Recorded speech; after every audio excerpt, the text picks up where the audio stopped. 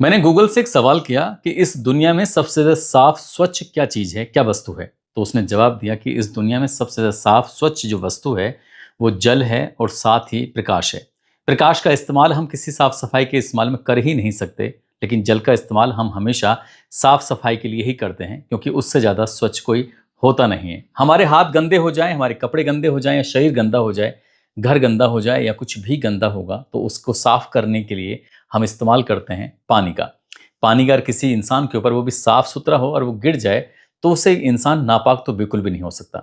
ऐसे ही एक महिला के ऊपर थोड़ा सा पानी गिर जाता है और उस महिला के दिमाग में, उसके जहन में ये बात आ जाती है कि उसके जो कपड़े हैं वो पूरी तरह से नापाक हो गए हैं, यानी कि अब वो नमाज अदा नहीं कर सकती है।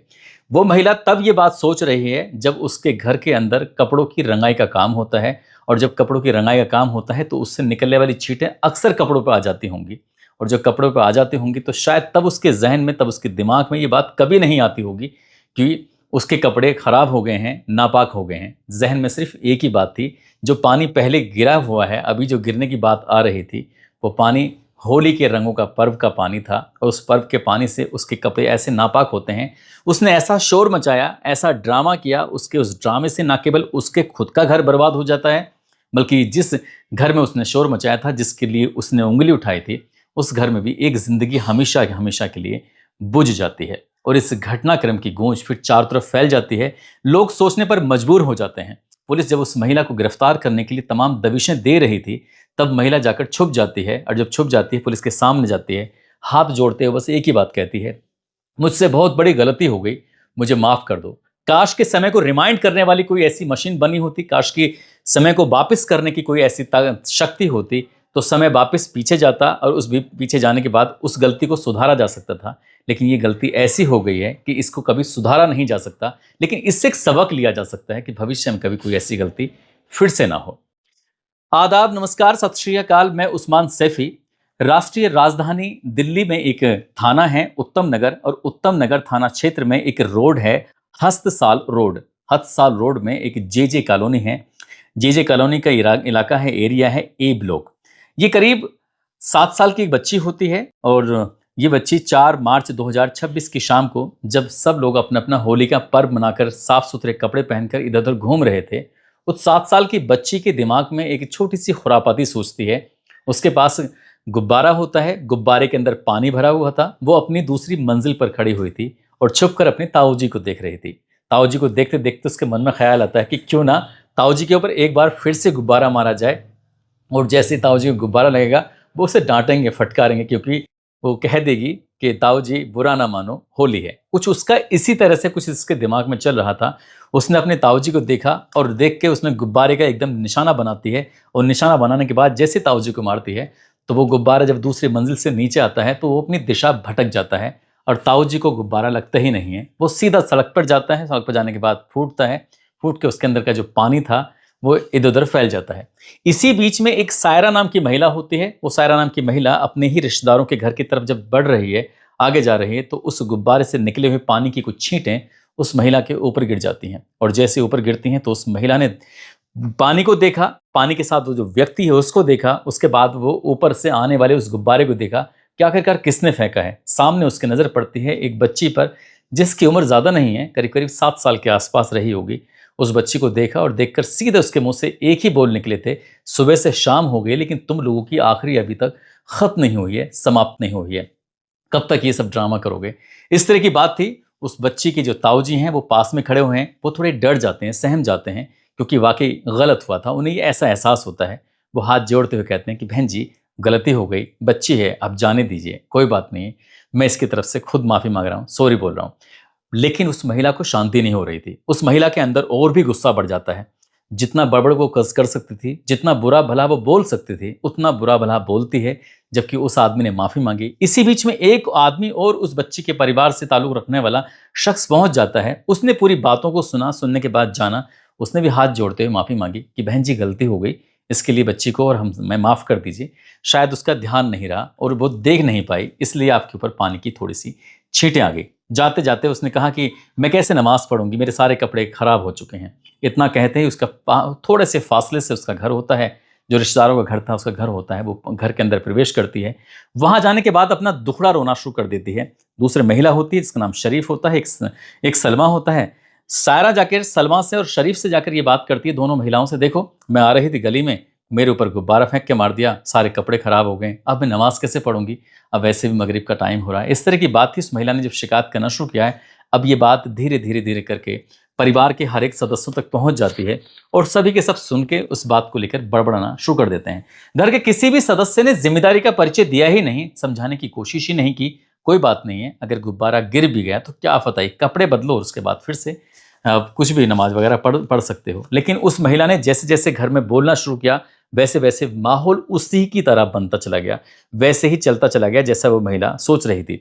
वैसे भी पुरानी कुछ बातें थी, वो दिमाग में, जहन में कूद रही थी, घूम रही थी। उन बातों को भी याद किया जाता है, और जब याद किया जा रहा था पहले से ही दिमाग में, क्योंकि पहली बार कोई किसी से नाराज नहीं हो सकता, दिमाग में कुछ ना कुछ तो लोचा चल ही रहा था। और इसी बात को देखते हुए परिवार के सब सदस्य आपस में बातचीत करते करते रात के लगभग 10:30 बजे के आसपास का वक्त हो जाता है, और वो जोर जोर से चीखना चिल्लाना इस तरह से कर ही रहे थे। सामने वाले समझ ही गए थे कि हाँ यार, कहीं घर में कहीं कोई बवाल ना हो जाए, बात ना हो जाए। फिर यहाँ से एक तरह का जैसे युद्ध होता है ना, तांडव होता है, इस तरह का युद्ध जैसा तांडव मचने लगता है। छोटे छोटे मकान हैं, संकीर्ण तंग गलियां हैं, ज्यादा लोग भाग के भी निकले तो लोगों को एक दूसरे से बचना पड़ेगा, इतनी तंग गलियां हैं, छोटे छोटे मकान हैं। ये आवाज़ अगर यहाँ से निकलती तो दूसरे घर में पहुंच ही जाएगी। एक दूसरे घरों में ये भी आभास होने लगता है कि हो ना हो यहाँ पर आज कुछ झगड़ा बन सकता है, कुछ बात खराब हो सकती है।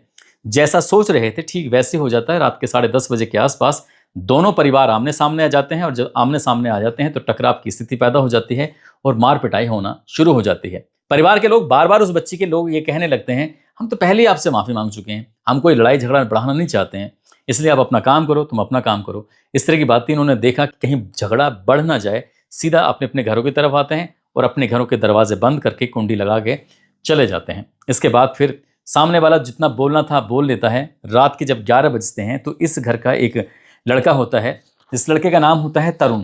तरुण अपने दोस्तों के साथ होली वगैरह खेल के आया था। रात के लगभग 11 बज चुके थे। बुलेट मोटरसाइकिल से हैंडसम वो लड़का, जिम वगैरह करता है, और जैसे वो आता है उसको अभी तक इस घर के अंदर क्या हुआ है, अभी गुब्बारे गिरने से लेकर जो भी घर में फसाद हुआ है, आसपास में जो भी बातचीत हुई है, उसको पूरी कोई जानकारी नहीं थी। उसने भी आके यही जानने की कोशिश की कि क्या हुआ, क्या बात है, कैसे शोर मच रहा है। उसका बस इतना ही कसूर था। उसके बाद फिर वो लोग पहले से ही एक तरह की गोलबंदी किए हुए थे। आसपास में जिनके 5 या 6 या 7 घर होते हैं, सभी लोग धीरे धीरे करके इकट्ठे हो चुके थे।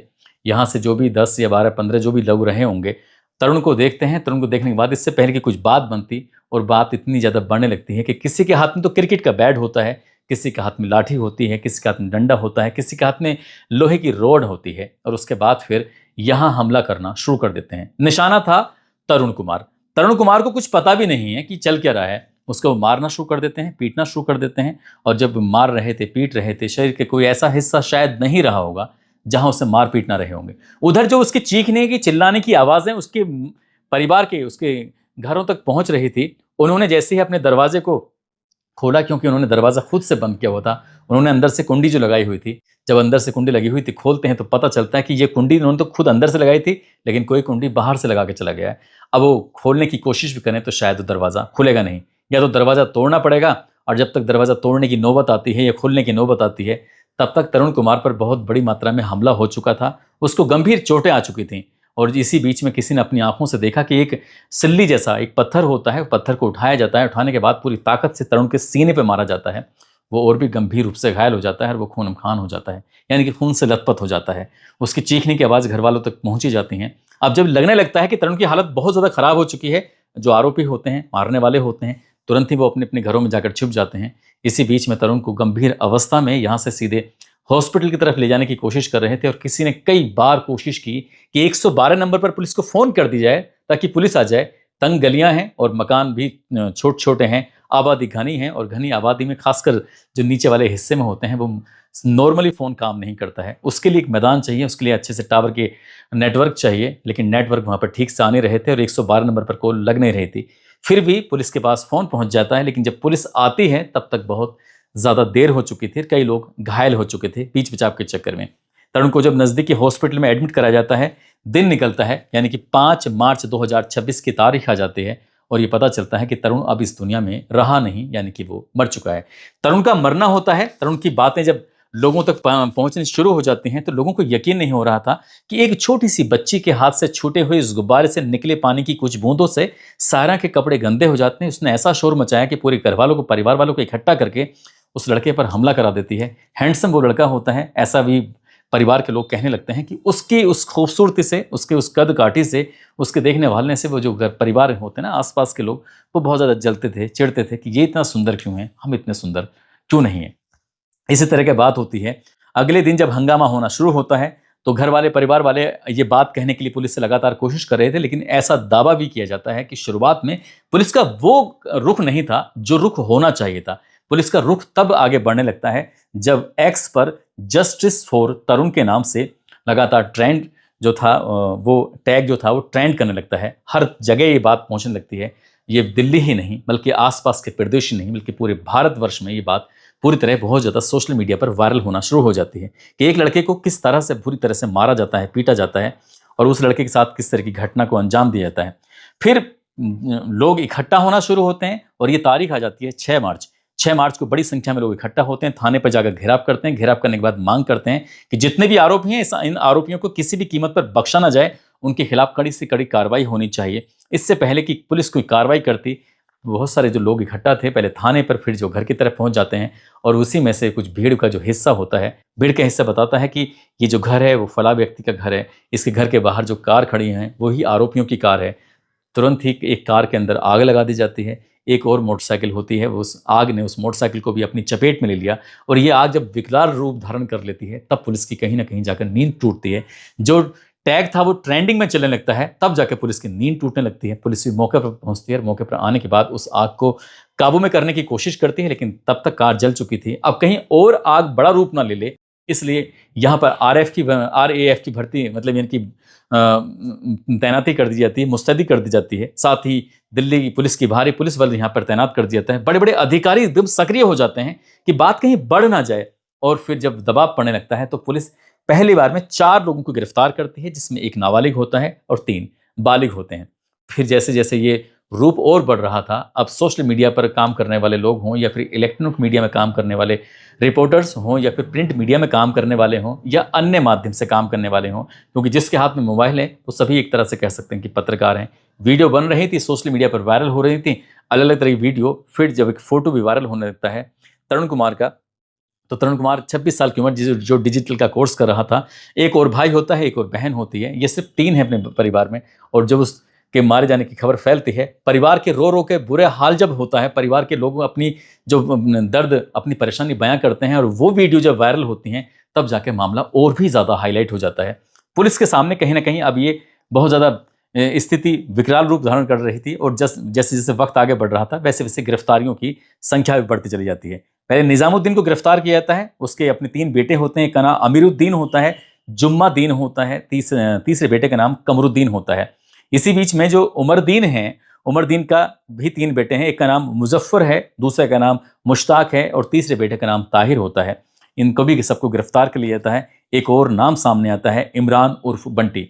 इमरान उर्फ बंटी को भी गिरफ्तार कर लिया जाता है। कुल मिलाकर जितने भी थे, ये अभी 8 लोग गिरफ्तार हो चुके थे और 8 लोग गिरफ्तार होने के बाद फिर पुलिस पर यह भी चारों तरफ से दबाव पड़ने लगता है, वो योगी वाला जो पैटर्न है वो दिल्ली में भी चलना चाहिए। दिल्ली में कभी इससे पहले वो पैटर्न लागू ही नहीं हुआ था, कभी चला ही नहीं था। अब पुलिस के पास बहुत सारे सवाल थे कि आखिरकार करे तो क्या करे। जब ट्रेंडिंग में चलने लगता है, हर कोई मांग करने लगता है या तो एनकाउंटर किया जाए, नहीं तो आरोपियों के घर गिराए जाने चाहिए। जब बात घर गिराने की आती है, तब घर गिराने के लिए जो अमीरुद्दीन होता है उसका बेटे ने मिलकर 4 मंजिला एक बहुत ही खूबसूरत सा मकान बनाया हुआ था और उस मकान को पर जो फीता लगाना था, फीता लगाया। एमसीडी की टीम आती है, प्रशासन की टीम आती है और प्रशासन की और एमसीडी की टीम ने आने के बाद ये देखा कि इसमें नक्शे के विपरीत कितना बना हुआ है, कितना इलीगल बना हुआ है, कितना लीगल बना हुआ है। 4 मंजिल से ऊपर से धीरे धीरे करके तोड़ते हुए लेके आते हैं और जितना भी अवैध रूप से बना हुआ था उस अवैध रूप से बने हुए मकान को गिरा दिया जाता है। पब्लिक का फिर से रिएक्शन आना शुरू हो जाता है और ये रिएक्शन ऐसा आता है कि अभी तक दिल्ली के इतिहास में, जब से देश आज़ाद हुआ है, शायद ऐसी कोई कार्रवाई, इस तरह का कोई बुलडोजर नहीं चला है। इस तरह की बातें चल नहीं लगती हैं, आपस में कहने लगते हैं। लेकिन कहने वाले फिर ये कहते हैं कि जो हुआ है इससे भी संतुष्टि नहीं है, जैसे मरा है उसका भी मरने के बदले में एक को जरूर मारा जाए, यानी कि उसका एनकाउंटर किया जाना चाहिए। लेकिन पुलिस के हाथ तो कानून से बंधे हुए हैं, एमसीडी के हाथ भी कानून से बंधे हुए हैं। एमसीडी से जब कुछ मीडिया वालों ने सवाल करना शुरू किया तो उन्होंने कहा कि अगले 2-3 महीने के बाद साफ सफाई होगी नालों की, और इनका जो अतिक्रमण जब कर रखा था उस अतिक्रमण के तहत हमने इस कार्रवाई की है। यानी कि उन्होंने एक तरह से बचाव करते हुए इस तरह की बातें करना शुरू कर दिया।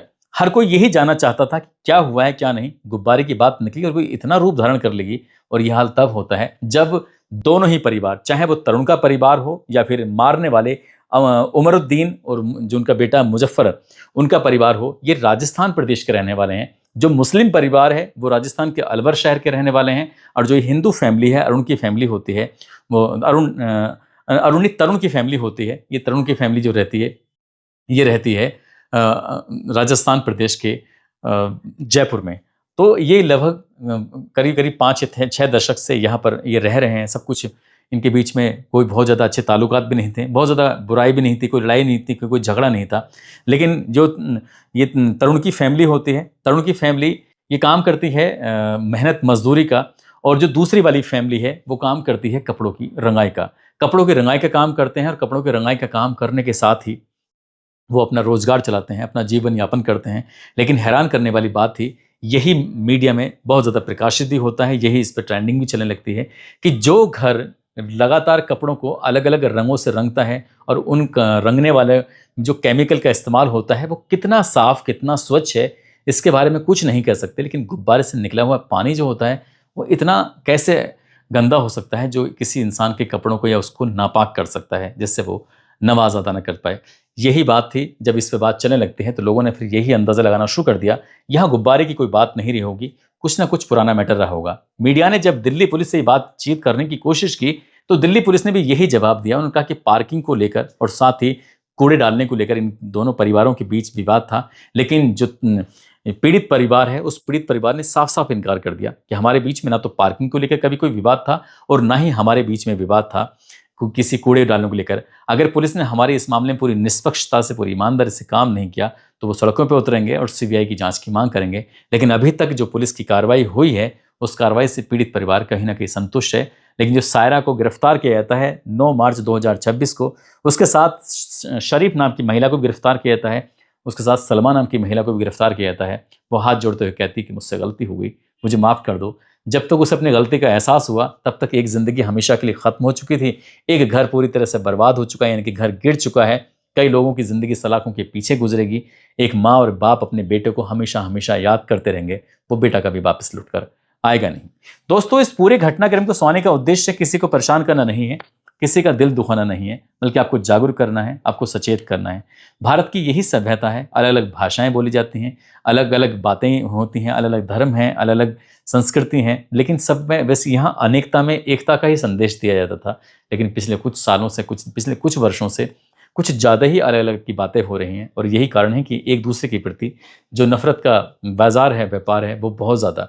इस लड़ाई झगड़े से कई दिनों से बाजार भी बंद था, कई लोग अपने घरों से डर की वजह से निकल भी नहीं पाए। ये कब तक चलेगा आप सहज ही अंदाजा लगा सकते हैं।